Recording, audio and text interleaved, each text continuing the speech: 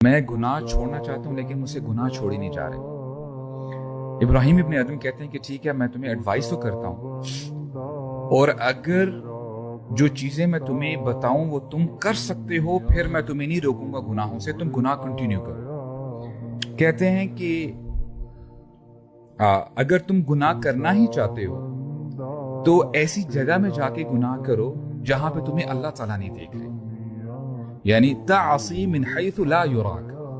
تو کہتا ہے یا شیخ ایسی تو کوئی جگہ ہی نہیں جہاں پہ مجھے اللہ تعالیٰ نہیں دیکھ رہے، پلیز ایڈوائز می۔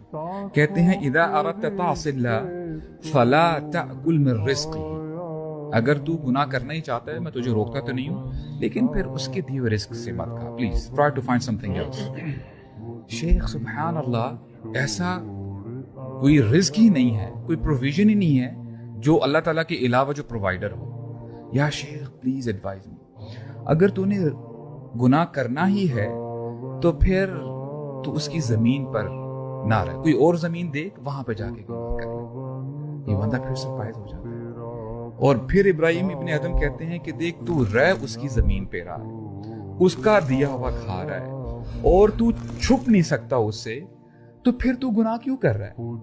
تو کہتا ہے یا شیخ پلیز ایڈوائز می مور۔ کہتا ہے کہ اگر تو نے گناہ کرنا ہی ہے تو کرتا رہے، اور اگر تیری انڈرسٹینڈنگ بن سکتی ہے ملک الموت کے ساتھ، جب وہ آئے تیری روح قبض کرنے کے لیے، تو اس کو تو بس یہ کہہ دے کہ پلیز ذرا تھوڑا سا ذرا رک جائے، میں ذرا وضو کر لوں، نماز پڑھ لوں، توبہ استغفار کر لوں، تب میری روح قبض کر۔